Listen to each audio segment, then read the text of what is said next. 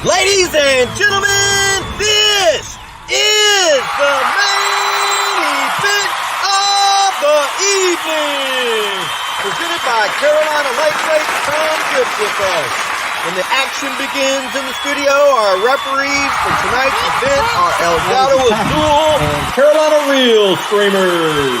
For the viewers in attendance and Facebook and YouTube users around the world, this is the moment you've all been waiting for. Live from the Elgato Azul TV studio in Louisville, Texas, it's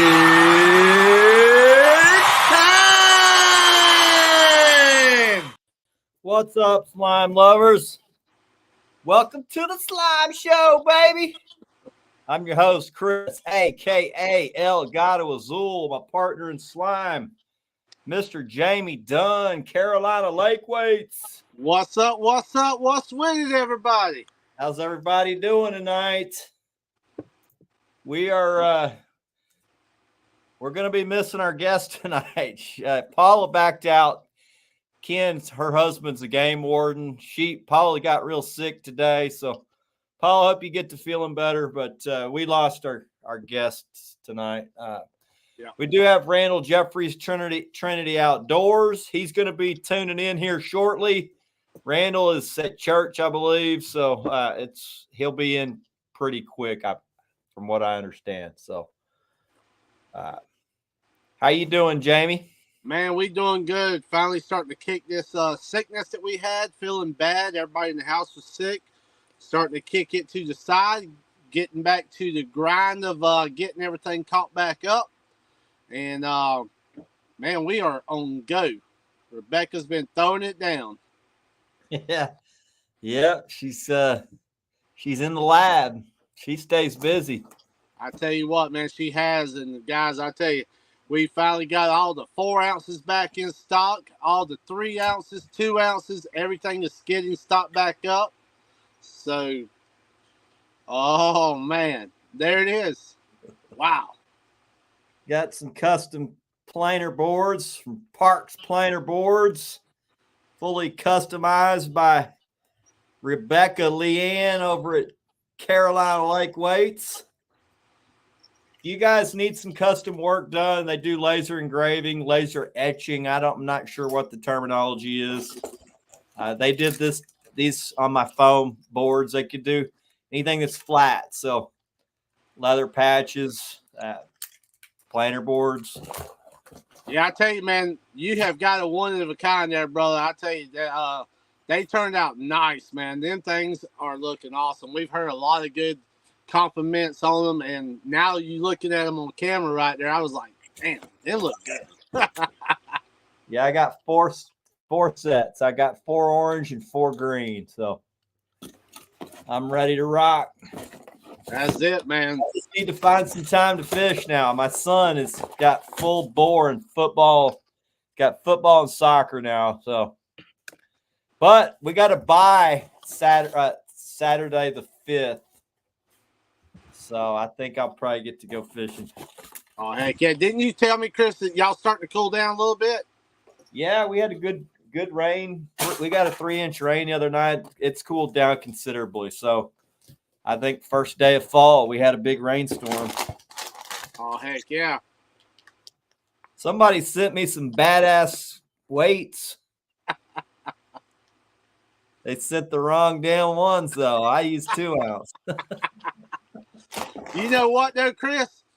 With that being said, leave it up to you to do whatever you want to do with it. So I can't wait to see what you can do with them, brother. I'm going to I'm going to use some of them for when I go really deep. And I'm going to give some away. So there you go. I've always got people on the boat that are asking for them. And I try to put stuff in people's hands that are deserving. So I got enough for two or 3 years right here. You got the Gen 3s in your hand and the Gen 1s still on the poles. I do. I don't have any of the poles in here. Those are all anchor rods behind me, but I'll go out to the boat. I'll show you. I got Gen 1s, a ton of Gen 1s. I don't have any of the new ones tied on yet, so got some cool decals. I haven't shown Jackson these yet, or they'd already be on his wall. Y'all guys, y'all need decals? Anything custom done? Jamie can do it all, man. Yep. These are some of the new ones. We got the 4x4s, the 8x8s, and the 12x12s, guys. If you need any of the new decals, they are already up on the site. Get you some. You need some planer boards. There's Kevin's direct number. Give him a shout. Tell him you're my friend. He'll hook you up big time. And then have him send them straight over to Jamie Dunn, and Rebecca will laser engrave them for you. Sure can. I tell you, man, I can't wait to get some more of them in here and start doing them for some people. I know it's going to be a trend that catches on. So, yeah, guys, if you need some done, let us know. Get with us, and we can definitely hook you up. Appreciate y'all sending me all this stuff. I can put these on all my anchor rods. Got some cool EVA foam float, 3-inch peg floats. What else y'all send me? Oh, nice. Got some Jesse James Outlaw spinner rigs. Some 9.0s. It's like Christmas over there. I'll be getting some PBs on my boat. You got Christmas going on, brother. But I tell you, man. You want to run through here and see who all's with us tonight? Yeah, man. All right, let's run through here. Let me start from the top. We got Catfish Regulators. What's up, Aaron? Welcome in, bro. It's been a while. Hooked on Kermit. What's up, buddy? My hometown boy, Jeff Martin. What's up, Jeffrey? It's about our time, bro. I mean, I would say right now it's big fish. Big fish are probably biting. Micah Burkhart, King of Tennessee. What's up, buddy? We got Randy, old gray hair Swain. What's up, Randy? I don't know that I've seen Randy in here before. Welcome in, Randy. Appreciate you joining us. We got Killer B Outdoors, my boy Bill. What's up, Bill? Looks like you've been on some good fish. About time we got on. You got on my boat, buddy. Alex, Texas Fishing. What's up? Shitty Fisherman. What's up, Jason? How you doing, buddy? Hope that new boat's treating you well. It's not too expensive. Man, it can be a big task outfitting a new boat. Trent Williams says, "Smackdown, baby." Yes, sir. Best Cooks, our new Carolina Lake Weights teammate. I need to add Vest to the team chat and get him a discount code. There we go. I'm pretty sure he just ordered a bunch of stuff, so I don't. Vest is always ordering some stuff, man. He's got a lot of stuff. Now you can get him a little money off. Chris Wheeler, welcome in, Chris. Where you been, buddy? I hadn't seen you. Hope you hadn't been in jail or worse. Off the Hook. What's up, Ted? Welcome in, buddy. Southern Streams, welcome in. Cookies Outdoor, Alexander Doty. What's up, bro? Jeff P. Stinking. What's up, Jeff? Greg Mays, our Carolina Lake Weights teammate, SmackDown teammate. Welcome in, Greg. Setting hooks and crossing eyes. Welcome in, buddy. Trent Hall, one of my Texas boys. Welcome in, Trent. It's like you're back on them, so I need to get my ass on the water. It's football. My son's football is kicking my ass. It's a blessing. I'm not going to complain about it. Eagle Eyes Tienda, what's up, Juan? Our Operation Vets with Nets chapter lead. Infamous Catfishing. Welcome in, buddy. It's been a while for you. Welcome back. Smoky Mountain Catfishing. Welcome. Ben and Tips. Welcome in, buddy. That's one of our Carolina Lake Weights teammates. Moving on down. Dustin Clark. Welcome in, Dustin. And Pontoon Jody. Welcome in, Jody. What's up, everybody? Run over here to Facebook. Brad Davis, welcome. Chris Horde, welcome. Rebecca. And everybody else registered. So I don't know why some of these don't pop up on my StreamYard, but. All right. Killer B says he's got his graph on the way. Low range Elite 9 TI. That's a side image unit. So that's going to change the way you fish, Bill. It's also going to make you bang your head against the wall for a good year or two. That's for darn sure. All right. Well, Randall's still not in here. Like I said, tonight we were supposed to have Paula on. It was her idea to do the show. Her husband is a game warden. He was going to come on too. Paula got sick today and backed out of the dang show. So I'm not really prepared. I've got an intro that I was going to play. I mean, we can play that and we can just wing it. How about that? Chris, that's what we do best, brother. Let's do that.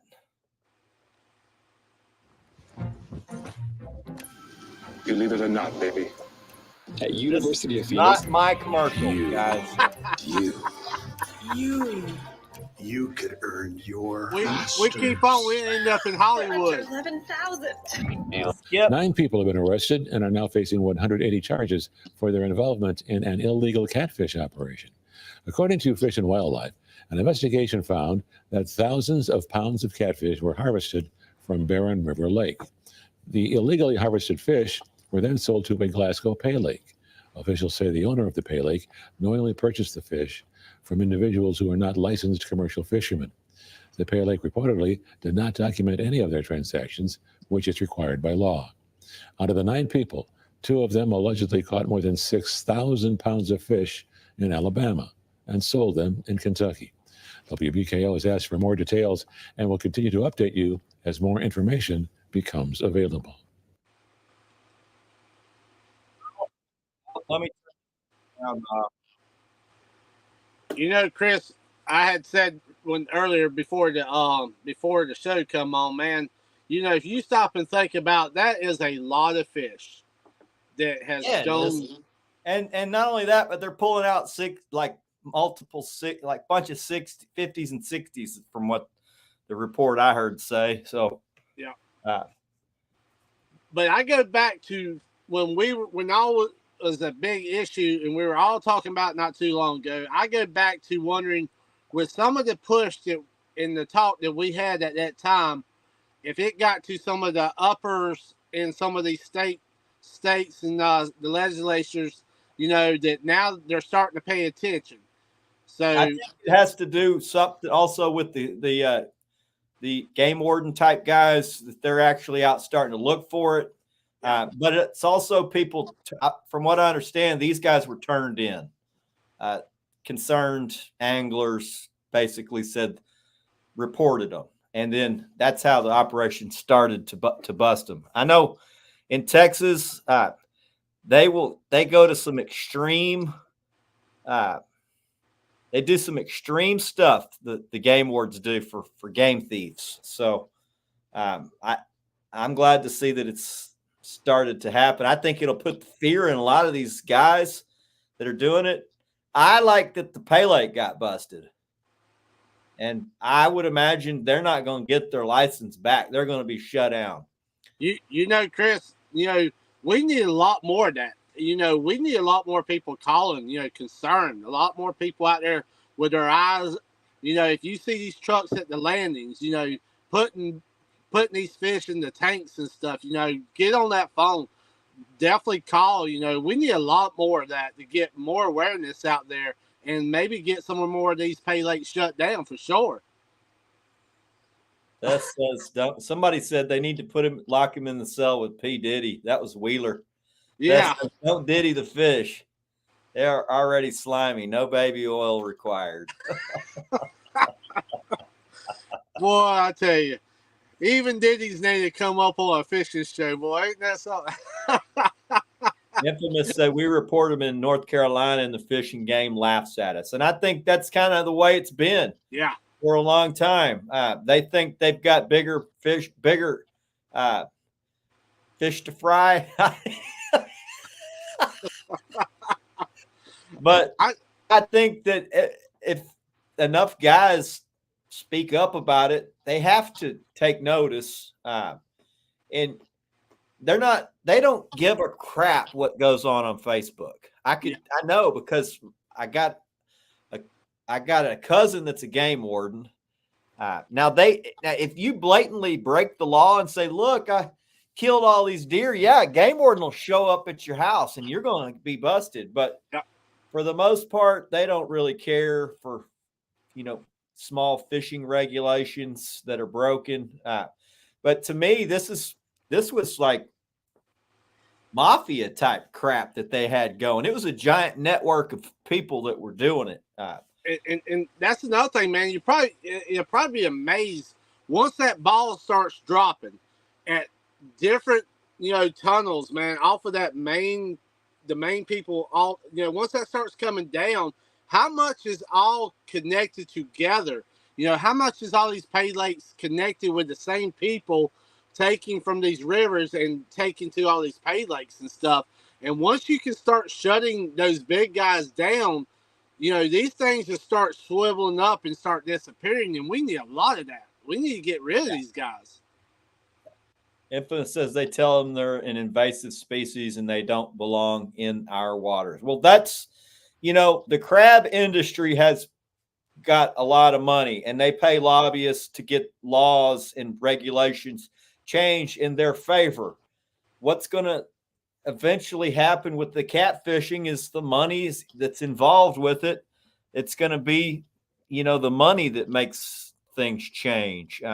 Right now, most of the fishing brands are still mom and pop. It's starting to change where now fishing brands are big, but even the biggest ones aren't. It's not like, the crab industry where everybody's paying in to get stuff changed in their favor or regulated in their favor. So they're the ones that made the designation that those were invasive because it was eaten into their profit. But there's no way they're going to be able to get rid of those fish up there. And in reality, they're invasive to everywhere but besides the Mississippi River Basin, the Red River Basin, some of the rivers that are east. But other than that, they're not native anywhere in these waters. They've all been introduced in the last 30, 35 years. So, and I'll tell you, man, even on social media, you go through, and I block them. I get rid of them because they constantly pop up. All these different things, man. And it gets to you when you're watching these guys, pulling in all these massive fish. They're laying there. They're dying. It makes me sick to my stomach. It makes me want to reach through that screen and just. I think one of the things that's really got people fired up is now they've destroyed their water and now they're having to spread out. It's like cancer, man. I mean, it's eating up what's here. Now they got to move further and further out, and they're actually crossing state lines, illegally catching fish, taking them. And there's already laws against it. It's not like there's no laws against catching these fish and then taking them transporting them illegally across state lines. Most of these guys don't have a commercial fishing license. They're just breaking the law, and there hadn't been anybody to really stop them until they've really got away with a lot in the past few years. They really have. But now I think if we can bring even more focus on it it's going to make it even harder for these guys to go to cross states. Start putting more pressure on them, making these guys have to be guys that are on the water that see these guys doing it, yeah, and start reporting them, following them back to their wherever they're putting their boat in, writing their license plate number down, and then reporting it. And I hate to be that type of dude. I don't want to have to fucking report people. It's not my job to, go try to bust somebody, but I also don't like them destroying what we love. So unless there is some type of self-police work going on, these fishing game, they don't have the resources to bust these guys. That's true, and that's another bad thing about it is these guys are so shorthanded already. They work as much as they can. And I saw where Jeff said they stopped it in Pennsylvania. Jeff, how did they stop it? Can we maybe spread the word out there? How did they do that? Did everybody finally that goes to the top, the legislatures? How did they stop it in Pennsylvania? If you know all the details, man, sure spread the word out there and let us definitely know so we can spread it and get it out there and maybe get it stopped more in Kentucky and Tennessee and Alabama and all these other places. In the mid 2000s, it was a problem here in Texas. Now, we didn't specifically have the pay lakes in Texas, but they were coming to Texas, to our lakes, when the winter season started, and they would drop 200 jugs. And there was a guy up in Oklahoma that was coming down to our best fisheries, and that he actually got in trouble because he was posting them on Facebook. I mean, and he had a whole boat filled to the brim off Lake Tawakoni with giants. I mean, I've never seen so many big fish in all of my life. And he had this big grin on his face like he was really doing something. But they ended up busting him, and that's one of the things that spurred on our lakes to have a slot limit implemented. Was one guy. It just took pictures online of one guy doing it. And after that had happened, my lake, Louisville, used to be pretty damn good blue cat lake. But those guys came in for about 2 years in a row and they would put out like 1,000 jugs. And it was like a 2-man team. They would run the jugs. They would get them in the boat, and then another boat would come. They would transfer fish, and they would run them back to the boat ramp, and they'd have a tanker truck. And they did that for like a week or two straight till they filled up their tanker truck. And then they'd haul them back to, I don't know, remember where they busted the guys. It was Arkansas or somewhere that has recently made it trophy pay lakes illegal. So I think it's two-pronged. They need to outlaw it in these states. And two, the states where they're coming and stealing them from has got to be able to police it a little bit better. Yeah. I saw where Mr. Billy Beaver said this summer they caught on limestone. They had their truck with live tank looked like a minnow truck, but they were putting catfish in it. So yeah, these guys, man, they're very smart, at how they're doing things. That's another thing, is they know they're being watched. And now that this, article come out, y'all just saw it, Chris played it, and I'm hoping we start seeing a lot more of this. I really do. Yeah, I think a lot of these game warden type guys, they got other problems that they think are more pressing. Yeah. And but it's a problem for us because we love the fish and we see what the result is. And when you damage your fishery, or it's not like it just grows back real quick. And it might not ever grow back if you remove enough of the big fish out of it. You're taking away a lot of the genetics when you do it. I mean, it took years and years for these lakes to get where they are. And like you said, Chris, with Tawakoni, you've seen a heck of a downfall in that lake. It might not never get back to where it's at, but sooner or later we've got to put our foot down, stop the bleeding, and say that's enough. So I mean, Yeah. it's got to stop now. Jeff P says they stopped fish from other states coming in. They said it was to stop disease, and it seems like they changed regulations here. But if you have treated water, you can transport your fish that you caught to your own pond and turn them loose. But there's also regulations on how many you can have in your possession. And anybody who's transferring them across a state line is way out of their possession limits. I don't care even if you've got a commercial license. I don't believe you're probably not allowed to do it the way that they're doing it. So, but from my understanding, these guys none of them are doing it legally. It's all illegal. Yeah. And we just got to figure out all their little steps they do, man. Once we can figure it out and start busting their groups up, slow them down at least. We might not be able to stop them 100%, but if we can just slow them down.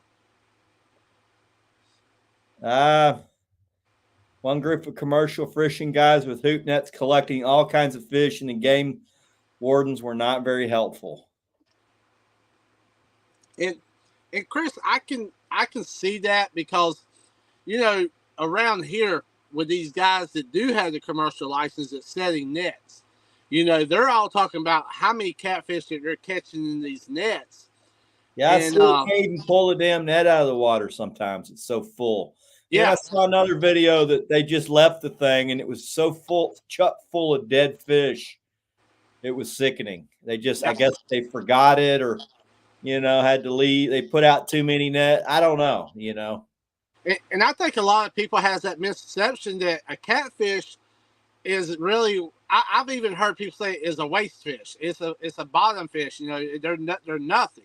And it's a shame that a lot of these people haven't had the common sense to understand that, catfishing is just as important as bass fishing, as any other fishing there is. Crazy. It's 2024. There's no such thing as a trash fish at this point. Carp's not a trash fish. People used to just say carp are trash fish. Let's just go kill them all and dump them on the shore. And then it was alligator gar. Well, those damn near went extinct, except for on a couple stretches of river. Now, they've since have come back. But, when I was a kid, they would say kill every one of them and dump them on the shoreline. And so a lot of guys were doing that. But that's just ignorance. I think you're always going to have some people that don't have the right mindset. But enough guys these days do, I think, makes a big difference. So, yeah, that's for sure, man. And like I said, guys, just what we have in chat tonight, Bass's baby. Just with what we have in chat tonight, if all of us got together and just basically just hit them phones up, write these letters, sooner or later we're going to get the word out there. The right person is going to listen, and stuff is going to start changing. Yeah, you may not. One game warden may not be receptive, but another one might be. Because I've talked to game wardens, a lot of them don't care for certain regulations, and they never enforce them. But then you run into a different one, and he'll freaking throw the book at you for it. And not too long ago, Chris, on social media, this is all you heard. It is about this, and all of a sudden it died off.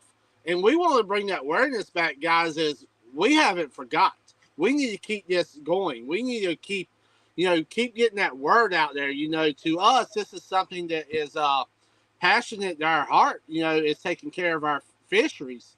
So this is, I think it was gonna. That's why we had, Paula was going to come on tonight with Ken. Ken's a retired game warden, so he's in the know and talks to a lot of these guys. So he had some special insight that he was going to provide because you think not all game wardens are just worried about deer. Yet some of them are actually more worried about the fishing side of it. So I think getting to the right guys, and then they start talking to their game warden friends, and enough happens, and then everything's kind of starts shifting towards that direction. We just need to keep this going. We don't need to have it, just I vote best cook for president. That's it. That's it. Vess Cooks president 2024. That's our man right there. But yeah, it's amazing how the talk just really got quiet on this subject, how fast it come. Everybody was talking about it there for a little bit, and then all of a sudden it just quit. But guys, we want y'all to know that we are still working on this. This is something that's very passionate to myself, to Chris, to everybody in chat, and we want to continue pushing this along. I think it goes beyond just the pay legs. Pay legs is what some guys are dealing with. Like Beth said, we deal with jug guys. Now I can't say that all jug guys are doing it wrong, but I do know enough of them are doing it wrong where I hate to say it, but if enough guys are doing something wrong, that's when you have to regulate it. Guys say, oh, we got enough rules. We got enough regulations. Well, hell, if we didn't keep putting some rules and regulations in place, man will eventually totally screw it up. Yeah. So, the more of us that there are, you have to put some rules into place for these guys that really don't care about the rest of us. They only care about themselves. So these guys are greedy. They're making money, they're making money doing it. And they don't really care that it's destroying the fishing, destroying the fishing in your area. They're coming from 3 states over, and they clean your lake out. And they're like, screw you, buddy. That's it. That's just like all these. That's just like the hook nets, the set hooks, the trout lines, all that stuff, man. Sooner or later, it's going to catch up, and with the mindset with some of these people, and it's going to wipe out a lot more of our fisheries. Paul Dillon Anderson says, is jug fishing popular in Texas? God, it seems like we go with that is a sore subject on this show, because jug lines we're constantly dealing with jug lines. They're clogging up our lakes. They're in every cove. Jugging is huge in Texas. It's huge in Oklahoma. It's just an old way of doing it for meat haulers. And I don't really have a problem with guys catching them that way if it's for eaters. The issue, and I've said it 100 times, I'm a freaking broken record. The issue is the guys that are catching them and keeping the big ones, or the guys who are not watching their jugs and allowing big fish to swim off with a jug line attached to it. Those two things are why the majority of us Texas guys don't like jugging. Chris, what was it just a week or so ago? Y'all were talking about that, and finding these jug lines that's got moss growing on them. They're so old. They're everywhere. Man. It's sickening. You can have a jug floating in your lake that's 5 years old, man. The meat that would seem like we're number one. We're taking these jugs and we're throwing trash out pretty much in our lakes. You're throwing trash out. That's all it is. I mean, yeah, that's what I don't understand. You go throw some trash out out of your car, or let's say this: you take your cup and set it outside the car and say, "I'm gonna come get it later." What do you think a cop's going to do if he sees you doing that? He's going to write you a freaking ticket for littering. But you can do that with the jug. You can say, I'm going to come back tomorrow, and hopefully it's there. But if a fish over 10 or 15 pounds takes that bait, he's 3 miles from your jug line by the time you get there. Yeah. He's And gone. that's the same thing with the trout lines and these set hooks, Chris. I was on the river this summer. DNR was out there cutting these set hooks off these trees that people are leaving, and it's ridiculous. You even not just the catfish. You got the turtles. You got the alligators. Yeah. They're all being left to die on all this type of stuff, man. Sooner or later, it's not killing just the catfish. It's killing turtles, all that stuff. So Infamous says, I think a lot of us anglers not knowing where to start to get regulations without quickly losing traction on the subject. We can keep emailing and calling, but get no answers. But here's the deal. It's a very slow moving machine. And case in point, when I was a kid, everybody kept bass. Now I'm an old fart, but I grew up in the early 80s is when I started fishing. And, back then we watched Jimmy Houston every Saturday morning and Bill Dance. And they were saying, talking about the lakes in South Carolina and how the guides were keeping all these big fish. And we got to get on board with big fish conservation and turning these fish loose. Well, back then everybody kept bass and they ate them. It's just was the nature of fishing. But slowly over time, because kids like me were watching the Saturday morning show and we started listening. And then slowly over a 20-year period, it changed where now the majority of people are turning those big fish loose. And most bass are turned loose, period. And I think the same goes for catfishing. It's going to take guys like Jamie when he's got a kid on the boat, explaining to the kid why it's important to turn the big fish loose.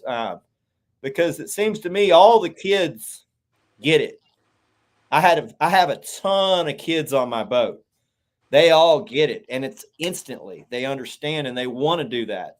It's the old guys that I have on my boat. It's the grandpas and stuff that are like, we're turning that loose. And it's eating them up that we're turning the big fish loose. And I'm like, yeah, we're turning them loose. If you want to keep some, I'll put on some little baits and we can catch a few eaters.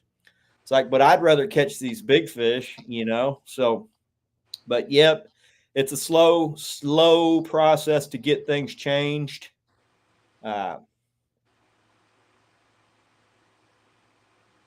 Jeff said, I didn't bring up the jug topic, just saying. I knew the jug topic was going to take traction on this show because that's where I saw the pay lakers coming to Texas were using jugs to harvest the fish. And we had regulations on jugs, but I would see literally 1,000 jugs in my lake. 1,000. Just the entire section of lake had 2 or 3 strings, a mile, 2 miles long. It's crazy. Yeah. I don't see that anymore, but I do see a lot of new guys that aren't even really catfishermen. They go fish for something else, but they go put out a string of jugs in the morning, because they want to go eat some catfish or whatever. Chris, I'll say this. How long? Oh, they can run 100. You can have 100 hooks in Texas. So you put 2 hooks on a jug and run 50 jugs. You put 3 hooks on a jug. You could put 1 hook on 100 jugs. They don't differentiate between trot lines. You can have 100 hooks. Fishing poles, you can have 100 hooks. So they try to keep it a level for all types of fishermen, because we do have a lot of juggers, and they say that's a traditional way of catching catfish, which is jugging and limb lining. And Chris, what do you think? Glad when that tradition dies. Yeah. What do you think if everybody said, okay, let's take all the bass, all these top bass anglers, let's make bass, put them in ponds and stuff. How long do you think it would take for all these big corporations to jump on board and be against all that? It's the same damn thing. They was Bass Pro, all these other people would go through the roof if there was stuff like that happening. So Infamous says the only thing I know is keep educating anglers on pay lakes to pull people away from them.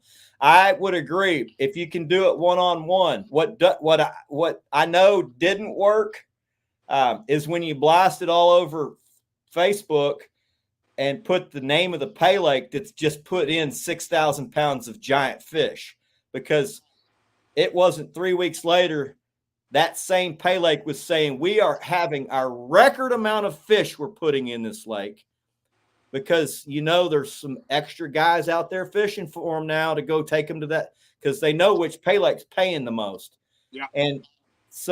And that pay lake said we had our record number last month and we expect to smash that the next month. So a lot of this publicity that guys gave them, yes, it's negative publicity, but a lot of guys, what you guys don't understand is a lot of people don't freaking care about the fish that's in your river. Right. If somebody's pulling your fish out of the river and taking it up there where they can go catch them, because they can't go catch them in your river, they don't care. They're okay with that. So I don't know what the answer to that is, other than you got to bust them in your area, and you got to somehow get like what's gone on in Alabama and Kentucky. That has to happen more. And I think that happening the first time is going to put fear into the pay lake guys. It's going to put fear into the guys that are fishing for them to send them to the pay lake.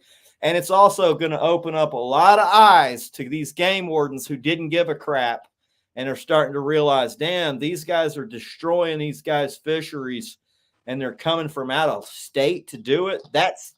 I don't care what game warden you are.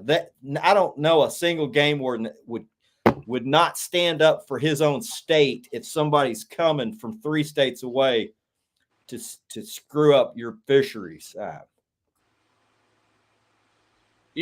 Chris, you can tell it's a passionate, for us, because I can tell you, man, talking about this just makes me just, you tense up, you get angry about it. It makes you mad, because that if we don't stop it, guys, our kids will not get to enjoy a lot of the stuff that we get to enjoy now, because you can tell a downfall. I can tell a downfall in our local rivers just from the nets, the trout lines, the set hooks. When I was a kid, they outlawed trophy pay lakes. When I was a kid, they outlawed commercial fishing in Texas. Now you can still commercial fish on our lakes that share the border with Louisiana. There's still commercial license because Louisiana has commercial fishermen. So you can still fish those border lakes, but all of our interior lakes, you cannot commercial fish them anymore, because there's just, Texas has, I think Texas last year became the #1 state for fishermen. There's more license sold in the state of Texas than any other state. So there's a lot of money there. And so these guys you're paying to go fish, there's Randall. You're paying to go fish. All that money is what's, moving the needle. So, Texas has a lot of people living here. There's a lot at stake monetarily. So I think that's why Texas is usually at the forefront of regulations. What's up, Randall? Oh, buddy. Hey. Welcome in, brother. How's it going? We already done broke a sweat. I'm sitting in my pickup at a dollar store. I just got out of church and got checked in. Well, Paula's couldn't make it tonight. She's sick. So right now we're knee deep in pay lake talk, and the temperature has raised. So the guys that got busted were stealing your fish. So how do you feel about that? And tell us your experience with what's going on on your lake. Tell us your lake and what you know about all this. My home lake is Barren River Lake here in Kentucky. They started introducing blues into the lake 15 years ago. And we have seen my PB come out of that lake at 77 pounds. I've seen several 60s, in a short while. It was just and then, man, all of a sudden, we used to go out on if you didn't catch but 10 fish in a day, you've had a bad day. And now if you catch 8 fish and you got one over 30, it's been a good day. And we started talking. I've seen people selling fish to pay lakes, a couple different pay lakes up around home, because one of them ain't a 20-minute drive from a boat ramp, And some game wardens was talking. I talked to some game wardens up around home, and they was like, "Oh, they're not keeping them big fish." But then there was this one game warden that come on scene, and I talked with him one day at the boat ramp for, oh man, it was hour, I guess. And he said, "I am a trophy catfisherman. This is what I do." And he said, "I am going to see a stop to it." And, I thought, yeah, right. That's what 2 or 3 others have said. But this guy has took it to heart. And, and my hat's off to him for the Kentucky Fish and Wildlife. And they've been working with Indiana and other states as well. And but as you was talking about there a while ago, Jamie, what if this was interfering with the bass? Yeah. They would need something done about it. They'd be stringing guys up. And that's what I'm saying. I mean, man, can you imagine? You would have these Bass Pro, you would have, Bassmasters, MLF, all these people would be coming after them with guns ablazing, because that's right, Chris. They know that money they would be losing. And here's the thing. We're just now getting where we got big money catfishing tournaments. That brings more attention. That brings more sponsors in. These companies like Minn Kota, Penn and Shimano, Mad Cats, these companies that are making a ton of money in the industry, they got something to lose with all, there's a lot to be lost in all of this, money-wise. So it's beneficial for these companies to get on board with big fish conservation because it's good for business. It's bad. Well, that's like cleaning out fisheries. We've got several guys on our home lake that is just, and around my area, that is just passionate about big fish conservation. Now, I'll be the first to tell you, I wasn't always that guy. Most guys. I took, I took several 40-plus pound fish out of the lake. Of course, there at home, we're allowed one over 25 inches if you want to eat. And I've took several out, filleted them and eat them. And then one day I'm sitting there fishing, and I'm like, you know what? I ain't caught a 40-pound flathead in forever. I'm seeing a decline in 30 and 40-pound fish. If I'm taking these, how many others are taking these? And then, man, I just quit. I don't take nothing. Now, if a man is staying within the legal limit and feeding his family, I have no problems with a man feeding his family. Nobody's got a problem with them feeding their family, but that's a BS excuse because how much does it cost to go fishing? You're not saving money by being an angler. If you're keeping your fish, you're not saving money. It's cheaper to go. You're saving money by going and buying that stuff because fishing's not cheap. And to be able to go do it successfully, it's, you can fish for cheap, but you can't. I don't think that you can be a successful angler on the cheap. There's way too much that goes into it. Now you can go from time to time, but most guys that are really good at it, there's a lot that goes into it. And you guys got a big passion for it. How much freaking money have y'all blown on fishing? My wife may be watching, Chris. I don't know. Brother, I know Rebecca's watching, and I I know how passionate she is, so I'm not even getting into that one. Now, if you want to do it on a Jeep with a cane pole or a Walmart setup, yeah, you can go fishing, but you're, if you're catching big fish, that Walmart stuff's going to be blown out. Yeah. And then just the basic tackle's no longer cheap. Just the basic tackle is expensive. So, well, we was talking, like you said there a while ago. I'm lucky that I've got a group of guys that is very passionate about this, and you and we talk to one another, and this certain guy. Well, I'll just tell his name. I mean, it's all over the news. Cody Fox. He told me. He said, "Man, I'm watching these guys on TikTok." He said, "Catching these fish on jugs." He said, "Their next TikTok is at the pay lake." And he said, "I know who's doing it, but I've got to catch them red-handed." And then, man, he started doing that. And but me and Donnie, and another thing, me and Donnie was fishing a tournament on our home lake 2 months ago, and they was noodles everywhere.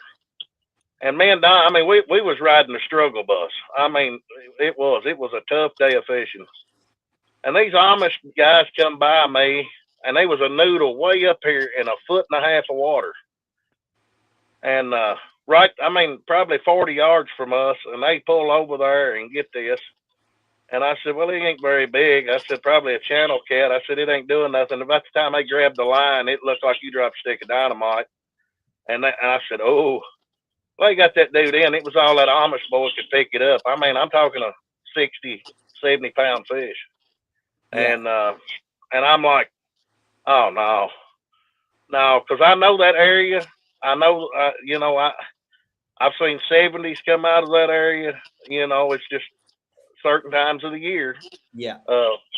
And he picks this dude up. It's all he can do to get it picked up. And they've got one of them huge Coleman coolers, and they throw this thing in it, and they can't shut the lid on it. Yeah. And I mean, I'm talking a 50+ inch fish, Not and cool, I'm like, man. Not cool. Catfish. And I just dropped my head. He just took a friend fishing and he kept a 25-pounder. He doesn't fish much, and it didn't hurt his feelings. It's really up to the angler to decide, whether they want to be big fish friendly and conservation friendly. On my boat, we have a rule: no fish over 10 pounds. We CPR everything over 10 pounds. In reality, we don't keep anything over 8, really, and that's just the rule on the boat. And when kids usually ask why, and that's a good chance to teach them about big fish conservation. It's the same with the adults that come on my boat. They all get a lesson as well, and that's just the way we do it. When I joined the Texas Trophy Catfish Association, you'd put a pledge, and you say, if it's 10, I'll let them swim. And that's what I've stuck to. I haven't kept a big fish since 1989. I'm proud of it. We've returned loose every fish over 10 pounds since 1989. In 89, the last big fish I caught was a 40-pound flathead that we kept. My dad wanted a fish. He said, "I see all," because we were taking, pictures with the Polaroid that shot the piece. And he's like, "Man, how come you don't ever bring these fish home?" And I was like, "All right, I'll bring one." So I kept the flathead and brought it home. And I said, "Hope you enjoy it, because this is the last one I'll ever freaking bring home." And I've stuck to that, and I'm proud of it. So, Chris, I went through our Facebook the other day, and cameras has come a long ways. Cam recorders has come a long ways. And what made me feel good is I went back. I was able to watch us catch this fish, take a picture, and watch it swim off. That to me was the best feeling that there ever is. I'm able to go back and keep watching this over and over. But I sit there and say, how about if I took that fish and stuck him in a cooler? I wouldn't have got to see this fish swim away. I wouldn't have got to see this fish live.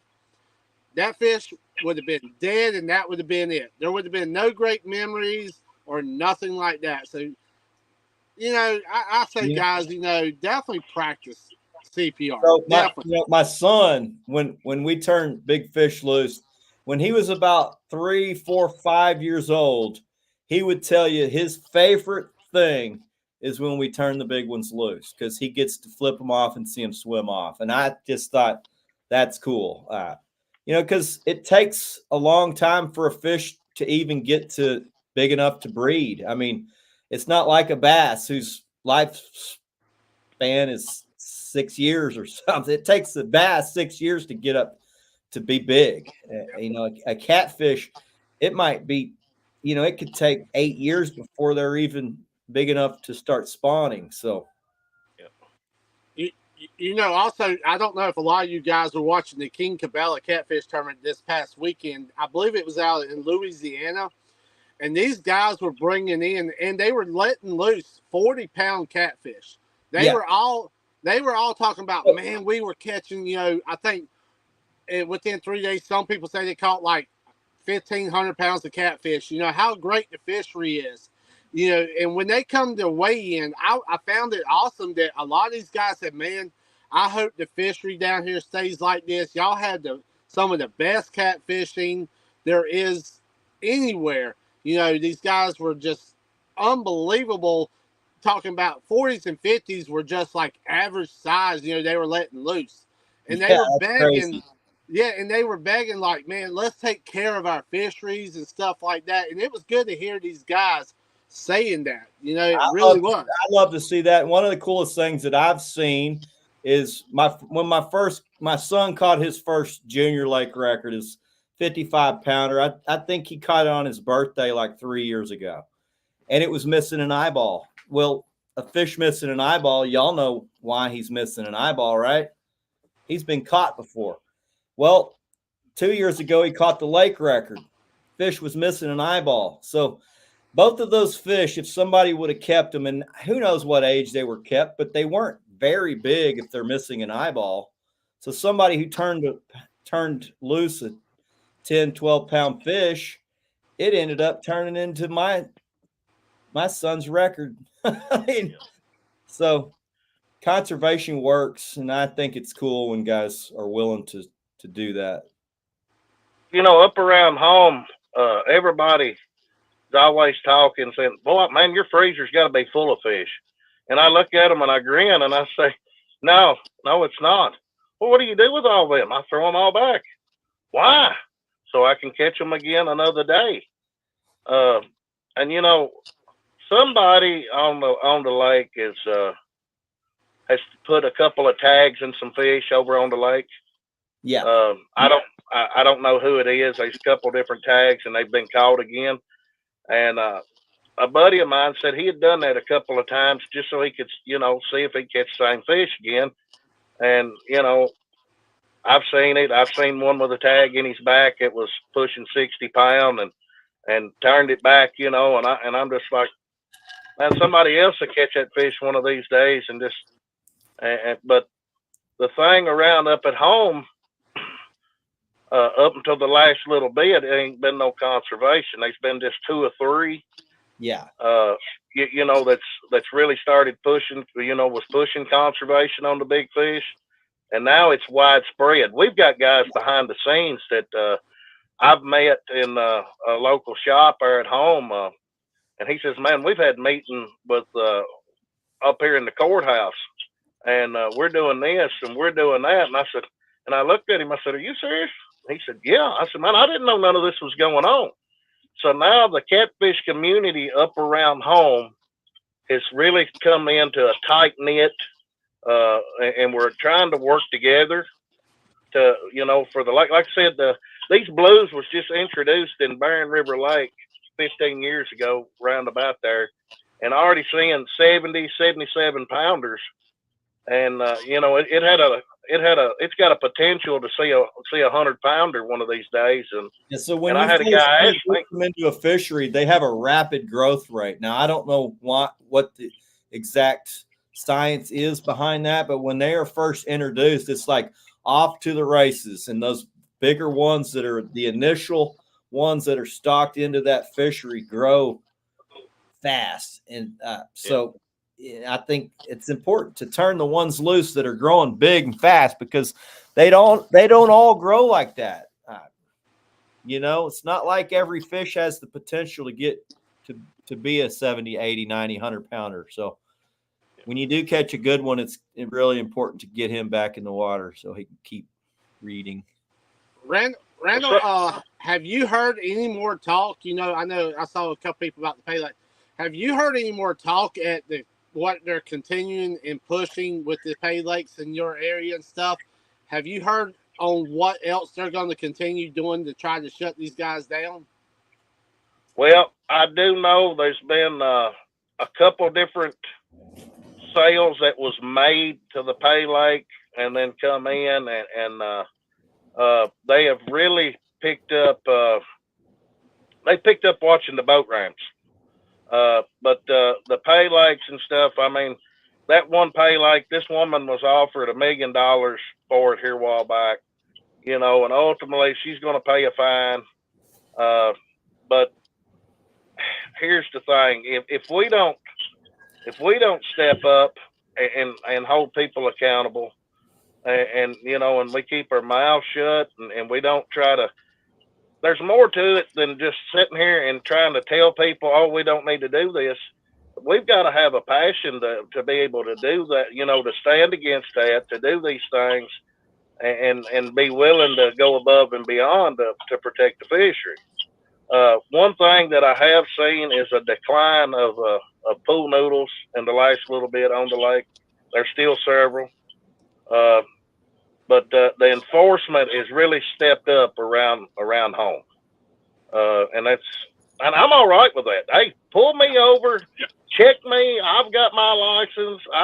You can check my coolers. The game warden, the one that checked me the day I come out of the lake over there, he said, "You mind if I check your coolers?" I said, "Absolutely." And of course, I've got a couple big coolers that I use for dry storage. It's on my center console. One of them's it's a cooler or whatever you want there. And he checked every compartment on it. And I looked at him. I said, "You know what? I'm glad for you to stop me anytime and check me, because if he's checking me, then I know he's checking someone else. It ain't just me." And I'm glad for that, to see the extra patrol that's going on, and someone that's actually got a passion for these big catfish that's in the position to put a stop to it.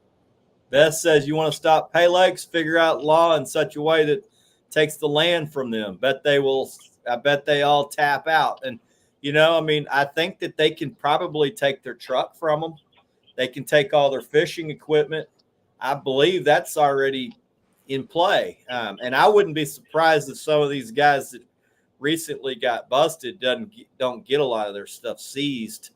I know in Texas, if you're a big enough game violator, they'll come into your house. If you're out, they find that you've been shooting a bunch of deer off the road. They'll take the vehicle that you've been shooting the deer with. They'll take your guns, and then they'll fine you for every single violation that they can catch you on doing. And it's game laws are different than like regular law. There's a lot of things that's very vague that they really don't even have to prove it like they prove a lot of laws. If they catch you with the dead animals on your property that don't have tags and stuff, there's already laws that say the tag's got to stay with the animal. And I know fishing's a little different than deer tags and all that, but I think some of these, as they do bust these guys and really throw the book at them, which I believe is what's going to happen with these guys that were stealing from your lake. Chris, a lot of these guys, and talking with a lot of people, talking with a lot of DNR, a lot of these people are working in what they call that gray area of the rule book. If we can figure out as anglers how we can get together as catfishing anglers that worry about this stuff, if we could all get together and come up with a way to get that gray area shut down, I believe we can take care of a lot of this problem. Because that gray area leaves the door open for a lot of different subjects, and you can play around within that gray area. And I feel like what we need as a catfishing community is we need like a big a round table discussion. We need to bring these people in. We need to set them down and basically have a big round table discussion and get this thing taken care of before, like I said earlier, before it's too late. So somehow, some way, if we could shut that gray area down, man, we could shut this stuff down quick. Jeff, that's true. If you put the monetary value on each fish, and that is what a lot of that is when you break state game laws, they do freaking hammer you for every single violation to try to make it where you will never think about doing it again, because the repercussions are just so steep. Who in their right mind, it would just not, it's not worth it. Yeah. But as far as the pay lakes have been a lot of these guys have been making so much money off of it. It's like not that big of a deal if they were to get busted on a single trip. But now this is a little different. They accrued information over a period of time, so it's not just one trip and however many fish. Now it's done over a period of time, and then they went and found that they weren't recording them into the pay lake, books of which fish were being logged in and all that. So really, it's like a criminal conspiracy. It's almost like what they do as a RICO act for the mafia. It's when a group of people come together to as an organization to break the law, and I think that they really need to go after these guys in that kind of, Well, this organized. This was like a year-long investigation on this that was over a year, in the process. And the big thing that's really drawn a lot of attention is the fish coming out of Alabama, where Alabama does not allow fish to be transported across state lines. And now here they coming from Alabama 2 states up to Kentucky, and that's where their big problem is going to really come in. I think I looked at it and read up. Like in Kentucky. Yeah. So they're coming from Alabama. They're stealing your fish and then taking them to a pay lake that's somewhere in your area. Yeah. See, they was bringing them up from Alabama, then plus they was fishing on Barron River Lake and bringing them in, and they said it's like 6,000 pounds over a year. You get to figuring on that. They know about too, and that's one. I mean, that's one operation. You look at how many 40-pound fish that is in a year's time. That's gone and never be seen again. Yeah. Yeah. It's crazy. And you can imagine, like you said, this is 1 year period of time. How long has this been going on, I mean, can you imagine now, okay, this is, you give that many pounds of fish in 1 year. So say this has been going on for 4 or 5 years. I mean, hell, there's over 15,000 pounds of fish gone right there. Yeah. And I want to hit this. Catfish Junkie said there's a bunch of followers in the catfish community. And we were talking about this earlier, guys, how the talk was big. I mean, every channel you went to was talking about, and all of a sudden it died out. That's why we tonight felt it's still, we need to push this. We need to continue this talk. We don't need to let it die out. I think, it helps to, like, when you see your game warden, because a lot of guys that are fishermen, when they see their game warden, they have a little conversation with them. It's good to bring stuff like this up. Now, does it make a difference right then? No, but over time, you talk to the right guy, and that's basically what a grassroots effort does, is when you talk to enough people, out of all these people that can't really get anything done, you might find 1 or 2 here and there that can actually are in a position to get something done. Maybe it's somebody's, daughter or son that is a state representative, and they go on and say, hey, I hear about this problem. And, so I know that's how a lot of things get changed. I know that's how some of these laws got changed in Texas back to a bad way, like bow fishing for catfish was outlawed, and they made it legal because some state representative, his son liked to bowfish, and so he got the law changed for his freaking son, which is a sore spot. But I think if you talk to enough of the right people, eventually things will start moving in the right direction. Randall, do you feel, Randall, now that this has happened, do you feel that the eyes is open in a lot of people now? They're going to continue paying attention to these guys, or do you think it's not going to slow them down? Well, I believe some of the guys, the ones that had been doing this a little bit along, not on the scale as like what these few guys have been doing, but the ones that was taking 2 or 3 fish a month and selling to the pay lake to pay for their bait for a month, or whatever. I believe that they're really watching this.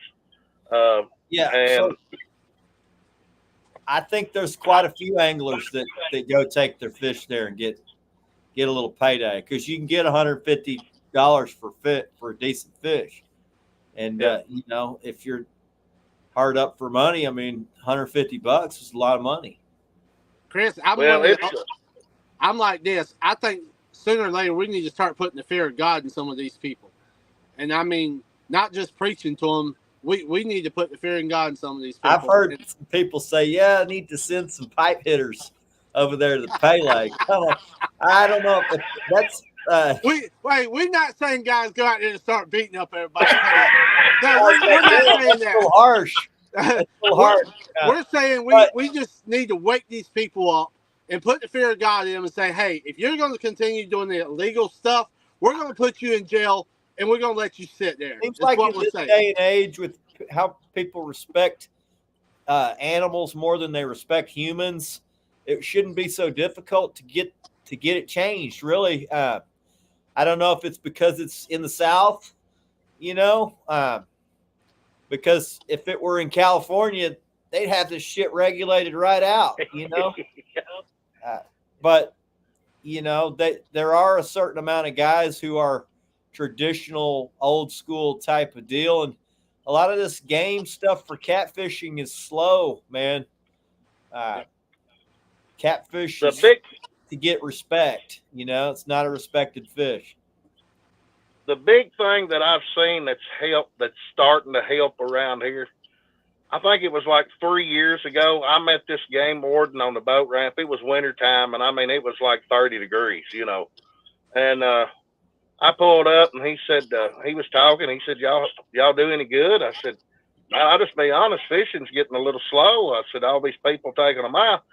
And he gave me a card with his number on it. He said, you see something? He said, you call me. Well, it went on, and I know these two guys. I had video evidence of these guys taking these fish out of the lake and pictures of them selling them to the pay lake. I got a buddy of mine that fishes over there for eater catfish at the pay lake. The farm raised and whatnot. Yeah. And he had pictures of them selling these fish, the same fish that I had video proof of, them taking them out, throwing them in a tub, and heading up the road with them. And I called this game warden, and he wouldn't answer. And I messaged him. I said, hey, it's so-and-so. And, well, his response was, well, how in the blank did you get my number, and who is this? I said, man, you give it to me. I never heard another response out of him. Damn. And then all of a sudden, last year, this guy comes on, and he's passionate about CPR. He's passionate about these big catfish. He said, man, this is what I do. And he gave me his number, his personal cell phone number. He said, I'm a 20 or 30-minute boat ride or truck ride from any boat ramp on Barnes. He said, I don't care if it's 2 o'clock in the morning, you see something going on, call me and I'll be there. And you know what? He has been. And he's got a couple of his buddies now that's, of course, now he's patrolling not just my area. He's in other areas. He's got so many counties and stuff that he's over, but this guy's really took it to heart, and it's starting to take notice, and people's looking like, oh, is that him? Whoa, is that him? And yeah. And I can see in the last month, 2 months on my home lake, the jug fishing is really just ceased. I mean, You still got a few out here. You got the Amish guys that's coming and whatnot. But the jug fishing is ceasing. I told that game more than that day. I said, look, I said, I was right up here at this very boat ranch 2 years ago. And I said, I'm sitting here and we're fishing and we'd had a pretty good day. And all of a sudden, they hadn't been another boat all day by us. And all of a sudden, a pool noodle pops up out of nowhere. And I'm like, where did that come from? And then all of a sudden, it disappears and it's gone for 5 minutes. And I said, that dude's got a monster on. And then it pops up again. I throw a line over, get it in, and it's 47-pound blue with a hook in its side that's done rusted out of it. Yeah. And the hook is done rusted, and this fish had been packing this noodle around. And I said, it didn't have no writings on the noodle, no nothing at all. And I said, that's if I see one of them, I'm sorry, I'm checking it and I'm cutting it. And he said, I'm cutting cut every one of them. He said, you'll not hear me complain about none of that. And I was like, really? He said, cut every one of them. He said, throw the noodle all in the boat. I said, no, I'm not putting a noodle in my boat. That's all I need. A couple of my buddies see me with a couple of pool noodles in here. I'll cut the line and throw the noodle back. Put up a fishing meme of a pocket knife half open. Coming to a jug line near you. Yeah. I got a lot of hate for that meme. A lot of guys say, you come from my pool noodle, I'm gonna this or that. I put a slug in the side of your boat. I'm like, you're not gonna do a damn thing because your pool noodle's lost when I cut the thing. And it's not illegal to run a jug that's not around something. Now, if it's got a legal tag on it, you're supposed to leave it alone. But if it's got moss growing on it, the fish has been on there for 6 weeks. Like my buddy Vest that ran one up at Texoma had a 65-pounder on. The tag was 2 months old. Somebody's got to run your damn jug that you let swim off. Chris, also I said, if we put big enough fines on stuff like this, if you as an angler, you go up to a jug and that jug tag is, like you said, 2 months old, if we would slap a big enough fine on a lot of these people, I promise you, sooner or later they will stop because their pockets would dry up. That's one of the things. There should be a fine for one that swims off is littering. Yeah. You're right. And maybe they'll start watching them, or just change the regulation where first you got to keep your eye on them so they don't swim off. Yeah. Chris, it's like this. Go ahead. Go ahead, Randall. Go ahead, buddy. If I got a rod and reel that's ripped out of a rod holder on my boat, you know what? I'm not quitting until I drag it up or I see it float. Yeah. So why should that be any different? If you're out here and you say that you're being conservative with these fish, you're not being conservative. If you're losing these noodles, you're setting them and coming back the next day and you don't know where they're at. Yeah, you're not being conservative. Do they give you a break when trash flies out of the back of your pickup truck down the highway? You got a cop behind you. You can bet he's pulling your dumb ass over if you got a bunch of trash flying out the back. And I look at it the same way. If you're trashing out the lake with your jugs, it's just like letting trash blow out of your freaking the back of your pickup. Yeah. Oh, I didn't know. That's not the police. Police don't take that as a valid excuse. Sorry. Oops. Randall, I know we're gonna go off subject here a little bit, man. You have been putting in a lot of work. Man, you have been doing a lot of fishing, and I wanted to give you a shout out. Me and Chris was talking earlier, and I want to say, dude, you've been killing it, man. Well, I appreciate it. I don't get to fish near as much as I want to, but I tell you what, we're going to brave. I'm leaving tomorrow evening. As soon as I get off work, I don't know why. You see this thing on Facebook. This is the lake when I'm working. When I'm working, this is the lake when I ain't working, and it's a hurricane coming through. I've took a vacation day Friday, and I'm leaving tomorrow evening, and I'm spending 3 days on Nickajack. And going down with some big double hook rigs Done got beta quar. The guy's catching fresh skipjack. I'm picking up mondos, 18 inchers, and I'm running 2/3 of a skipjack on some of these. Going to be dragging them, and I'm looking for that 80, 90, 100 pounder.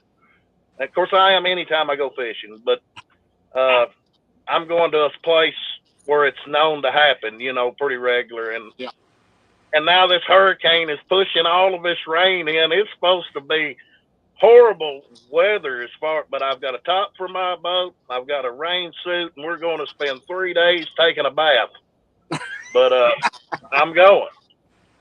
I tell you, man, I saw a video today of your wife got her PB, man. Congratulations on that to her.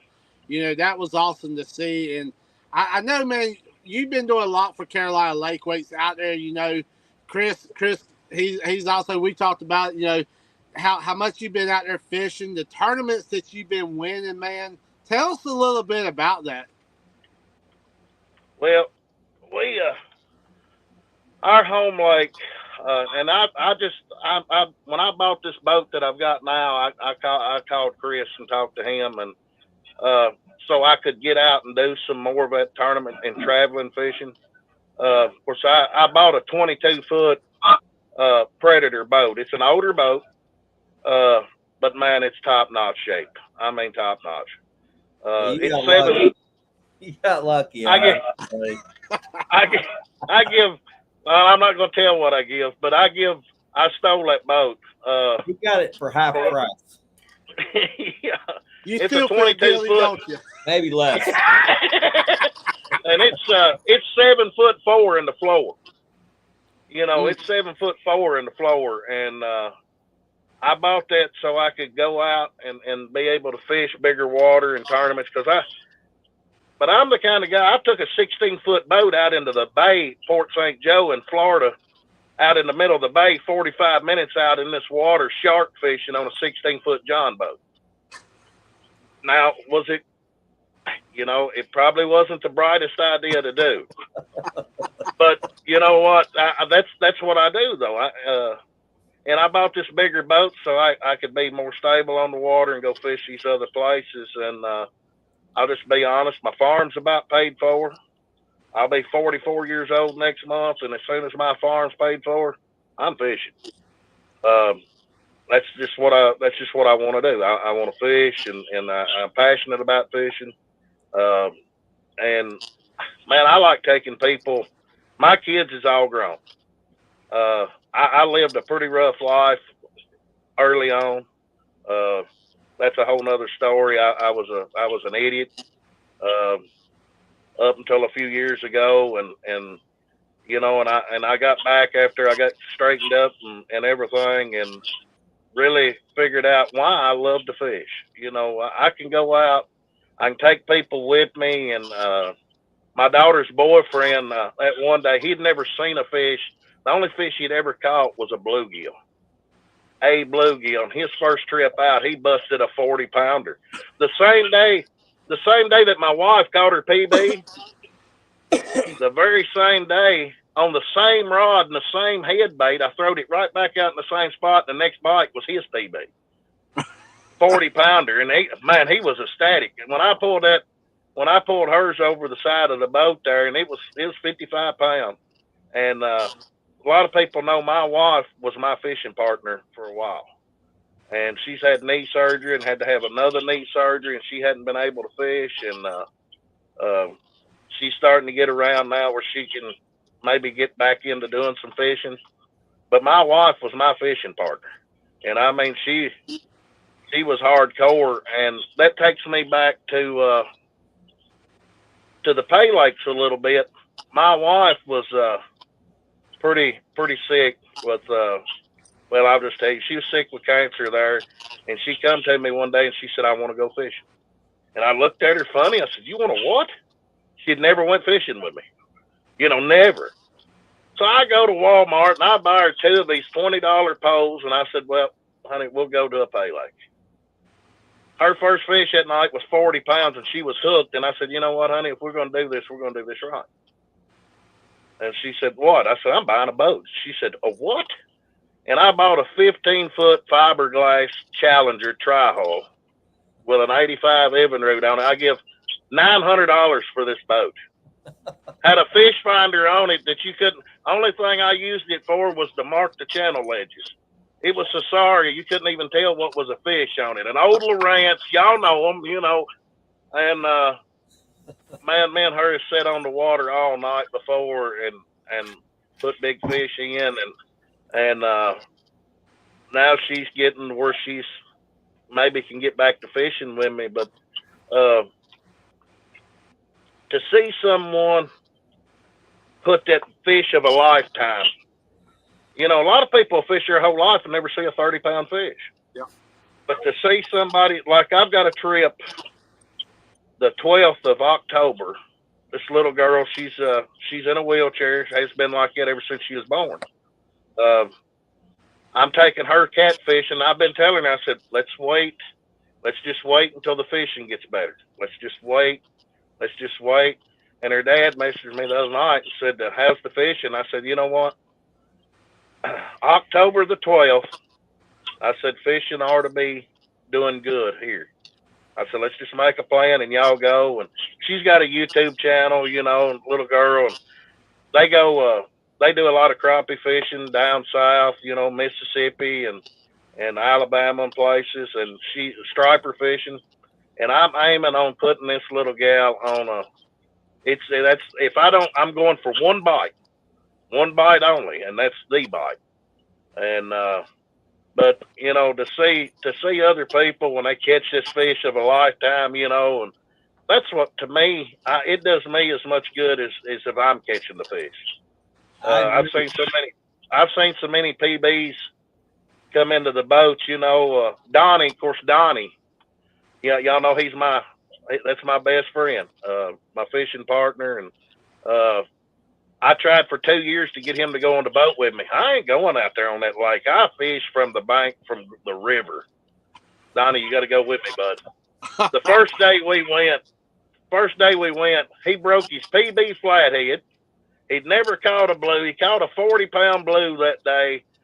We had put like 10 fish in the boat, and every one of them was 20-plus pounds. You know, it was a big fish day, you know, and he was hooked.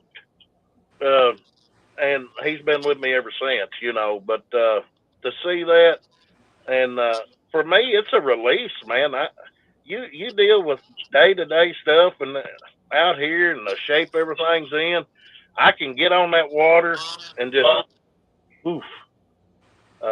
Like Friday night, I've been battling kidney stones since last Thursday.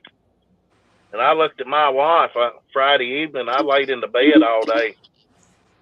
I come through the house, putting my clothes on. My wife said, "What are you doing?" I said, "I'm going to the lake."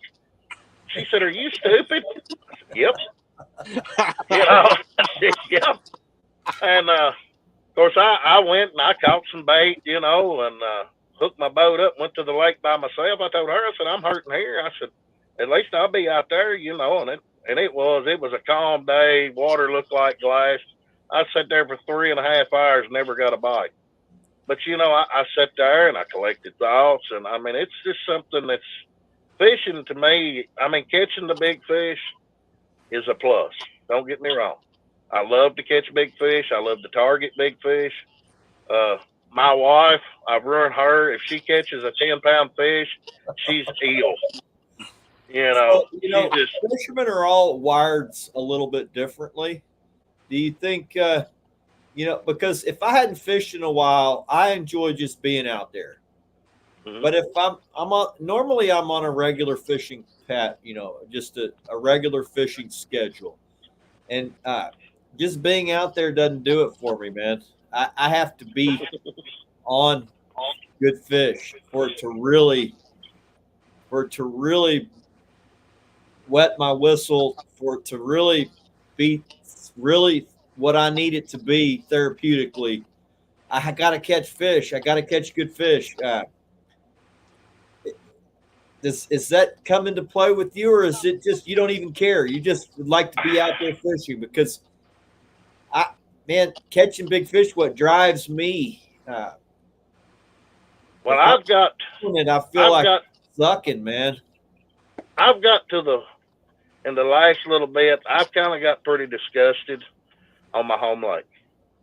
The fishing's been horrible. A lot of big fish have been taken out. But I've been doing a little traveling here and there, and there's other fisheries that's within an hour and a half of the house, which ain't bad. And that's something else I've been wanting to learn. No, I try to keep a positive outlook. Now Donnie, on the other hand, he's ready to throw his hat in. I'm done. I'm selling my rod and reels. I said, Donnie, you can't sell them. They're mine. Ain't like that. They were yours and your brother. No, I'm carrying on. But he gets pretty down and out. And I said, well, I try to be optimistic. You're not gonna catch them all the time. But no, I get pretty. I beat myself up a lot of times. Because man, what am I doing? What am I doing wrong? I suck. Well, I want to tell both of you guys, myself and Rebecca. We've been busy here. Thank the good Lord here at Carolina Lake Weights, and she's coming back for a second shift tonight, probably. But we live through y'all guys right now. Watching y'all fish and stuff. Randall, been watching you fish. Your wife and all of you, Chris and stuff. I know y'all getting ready to crank up, and it's a lot of fun watching our team guys. Out there enjoying what y'all love to do, and we love watching y'all guys enjoying yourself. I enjoy that as well. I enjoy seeing my teammates catching fish. It's more enjoyable if I'm out there as well. If I'm not out there, it's almost, it chews at me a little bit. It's like, damn it, I wish that was me. I'm fixing to take a trip to Texas before long. Well, I'm coming down, bud. We don't have bad. For 6 months straight, I won't even have a bad trip. It'll be freaking hardcore big fish, pure. I'm fixing to take a trip. I'm just getting everything lined up. I'm coming down, and I am getting on that boat, and I'm going to sit back. We're going to have some good times if you do, man. And I got all kinds of lakes we can go hit. You're here for a while. We can go hit multiple fisheries. We can go hit lakes where we can catch a ton of big fish, and then we can go hit one of these lakes where we got a chance of catching a supersized fish. So, Randall, that's just like the other night. You were out there fishing, and I stopped in and was texting with you. I'm like, man, come on, dog. I'm watching you, brother. Come on, catch that. And you were like, man, should I go to this area? Should I go a little bit shallower? I'm sitting there putting my little input in, and I believe that same night you ended up catching a big fish. That same night, I think, that night y'all were dragging and stuff. But yeah, man, I love watching y'all guys doing what y'all do. Well, I like watching my teammates and stuff, and I'm still learning. I mean, the way I feel, if you're not continually learning, then you're stagnant and you're at a standstill. You need to be willing to be teachable, I call it. The dragging baits on my home lake, the lake that ought to be easiest for, it's not easy for me. I have better luck dragging other bodies of water than I do my home lake. I don't know why. I just don't, and it kills me. I mean, I'm sitting there going, what am I doing wrong? Is my leader too short? Is my leader too long? Is this wrong? But that's the part that drives me to want to do better. See, that's my plans. When I go to Nickajack, I'm going to drag baits. I'm fixing to put some of them Carolina Lake rigs to use down there on some big Mondo skipjack heads and stuff. But that's what drives me. I like watching people that I can learn from. And that's one thing with Carolina Lake Weights. Man, we got a good bunch of people. We do. That's knowledgeable and is willing to share their knowledge. And I'm thankful for that. I wouldn't be where I'm at today if it wasn't for people like Chris and you, Jamie, and I wouldn't be what I'm doing today. Y'all was the first ones to pick me up. Carolina Lake Weights was the first ones to pick me up and sponsor me, and man, I'm truly grateful, and I try my best to put out and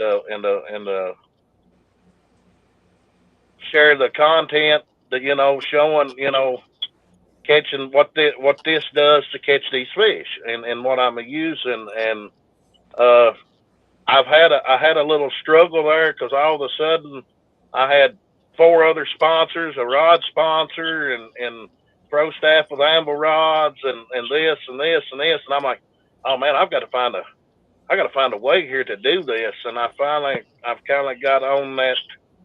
Like I said, I'm still learning, Takes a and while to understand It, how to do all that, to balance it all. So it yeah, is. It is, man. But here's the way I look at it.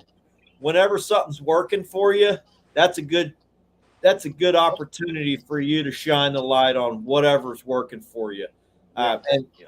promoting through your fishing is much better than sharing out advertisements. I know we've had that conversation. I don't freaking care how many advertisements you share out. What I like to see is when you catch some big fish and you're like, damn, we just nailed that one on Carolina Lake weights dragging this freaking stump field. And because, I think that's cool. And Yeah. I know that when I'm using that at that point, I'm like, damn, I got to say something about Carolina Lake weights. Or when I catch a fish and it's a giant fish and it's some new rig we're developing and it's hanging out of the corner of that fish's mouth, I can't help but want to show that freaking giant fish with that big rig hanging in the corner of its mouth and give him a little plug. So I saw where Vest just say we need a Carolina Lake weights get together. Man, that would be a heck of a get together for sure. Hey, I'm ready. I'm ready. I actually, I won that trip out to Carolina, with Carolina Hog Chasers. And my plans, I'm still talking. I've been talking with Michael some, but I'm trying to work it out where when I take that trip, I can bring my boat and be over in your area somewhere, Jamie. And that's kind of I'm working on. Like I said, I hadn't been able to. We need to get together and let's head down to Santee for sure, brother. Yeah. That's for sure. You know, guys, we were sitting here talking about Carolina Lake weights. Look at that right there. That right there, all day long, sitting there. She's doing those 4-ounce weights, getting them packed up and stuff. That's the backbone right there of Carolina Lake weights for sure. And she's the same way I am. We watch our team, guys, how much we grow together as a team, as a family, more than anything. That's the big thing, is a family, and we get together. And we love watching y'all guys, and that's what it's about. Just like our youth anglers, man, out there doing it, making us proud every day. We get to watch, like Ricky Garza's daughter, Jackson. I'm JT, down there. Don't forget we got Luke doing his thing. So I mean, it's good seeing these youth anglers also out there doing their thing, man, and making us proud for sure. Just like every one of you, y'all make us so proud of everything that y'all do. I'm on a ton of teams, but ain't none of them like Carolina Lake weights. And I'm not just saying the Carolina Lake weights thing. It's the guys on our team. It's just a bunch of good dudes, really great anglers, but all willing to it's not all about self-promotion and what am I getting out of it? It's about being friendly and supporting their other teammates, and it's just different than any other team that I'm on. But I do have a special place for it because I was, with you guys from the ground up, and I do feel proud to be able to find somebody like Randall, and a lot of our guys. Carolina Lake Weights was their first sponsor. So I do like being able to find anglers like that. Feel like there is a little different type of vibe when you're getting guys like you, Randall, when you do that. So, The big thing that I really, you was talking about the youth there, and we've been talking about CPR and the purpose of it and everything. That youth is the future to CPR fishing. Yeah.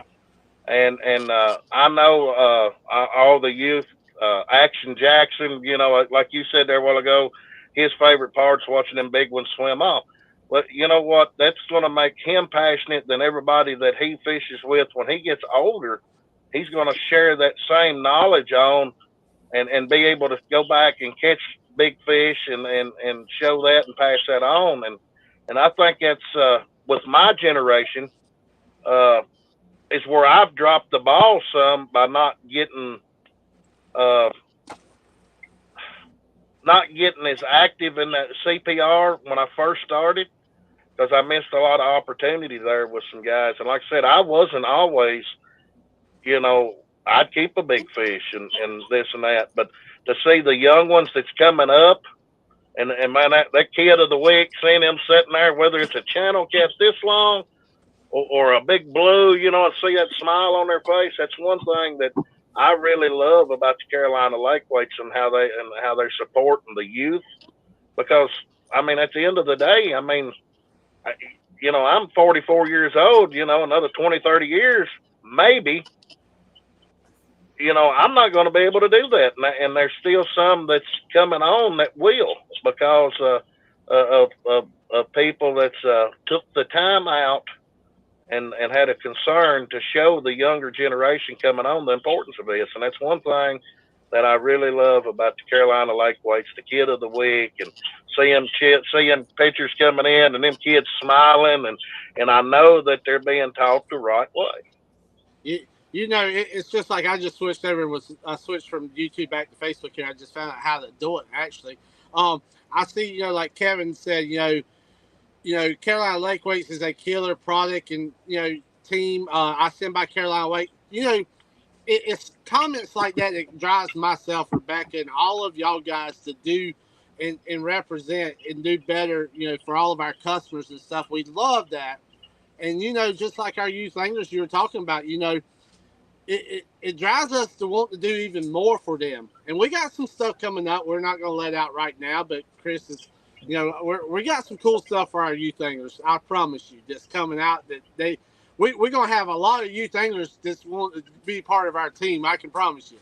But, you know, it feels good, like I said, how y'all guys, and we owe it to y'all. Y'all represent Carolina Lake Weights as a family, as a group of people that really loves and passionate of what y'all do. You know, that's what it's about. You like Chris said earlier, y'all show it through your fishing. That's what we love to see. You know, it just puts a smile on your face. I've got something. As soon as they drop my home lake, I'm going to take a video of some of the places I drag these Carolina Lake Weights to. It is ridiculous. I mean, I tell you what, the first time I drug Carolina Lake Weights, I had a buddy of mine with me. He's got a crappie guide service on my home lake. Me and him's really good friends. I met him through fishing, and we become good friends. And he said, "Man, I called him one night. I said, "What are you doing?" He said, "Nothing." I said, "Why don't you climb on the boat with me?" He said, "All right." He said, "What are we doing?" I said, "We're fixing to put these Carolina Lake Weights to the test." He said, "Man, I don't know much about dragging baits." I said, "We're going to learn something tonight. I can tell you one way or the other." And man, this hole of water, as soon as they drop it down to Winter Pool, I'm going to take a picture of this stump hole, and it's nothing but stumps. And we never lost a rig at night, never lost a weight. And I mean, I'm dragging. There's one time you can see a whole tree here, and I got a planer board coming over the lap of it. I mean, I said, "Man, we're fixing to lose one right here." I said, "It's got to." And the rod just said, then it went back down. I said, "Yep, it's hung this time." Then here it come. And I'm like, "Man, that's amazing right there." I said, "I tried." And I did. I mean, I tried to lose rigs at night. And I'm like, "Man, all right." And that's another thing. If you're confident in what you're using, I'm confident to go drag these river channel ledges. I'll run them. I've lost 4 weights since I've started using them. 4 is what I've lost, and that's when I've hung in trot lines and that stuff like that you can't help. Yeah. But it's unreal, and the new ones, the new weights, knocked it out of the park, buddy. I mean, I haven't even got to use them yet because I'm still. So well, I had to open a package just so I could use them. I told Jamie, well, I guess you better send me some of my signature weights. Yeah, I tell you, Rebecca done a hell of a job on those, man. She really did. She definitely knocked these out of the park. I mean, with the testing and everything, it's amazing that the improvements and stuff like that. And really, truly, you didn't really have to do a lot of improvements, but now with the all new lead and stuff like that, it's even more better, man, than the past. It really is. And these Gen 3s, I can tell you, they've been kicking butt, that's for sure. I guess I'm gonna take all my Gen 1s off and give them away, to a Chris. museum. A museum. Put them on the trophy wall. There you go. I've drugged these for 1 million miles. Us truck drivers, you get a part of the 1 million mile club after you hit 1 million miles. I think you ought to be something for the weights that you've drugged thousands of miles. Look, I've drugged these until. I wish I knew how many miles I've drugged with this, because I got some originals that have been on the poles for 3 years. I think another brand that'll do that, I think Mr. Billy said his is the Gen 1s too. And Randall, he says that he's 73, so you got a long time to go, man. I'm good shape, man. So Chris Wheeler said he knows I prefer the 2 ounce. Why do I prefer 2 ounce to 3 or 4? And he has to ask. Okay, because for dragging, the less downward pressure that you have that's pinning your bait to the bottom, the less hangups you're going to have. If you run a 10 ounce weight, you're going to have a lot of bottom pressure down. So when it hits something, it's buried. Whereas if you got a 2 ounce and it's just heavy enough to pin it to the bottom, you're going to make it, the nose of that thing's going to be kicked up. Well, the nose of these Carolina lake weights it's designed, looks like a stingray. It's flat. It's also hollow, so it crushes when it hits, a tree branch or a rock or something like that, and it'll crush and it'll allow it to come on through. So the lighter weight that you have, where it will still pin the bait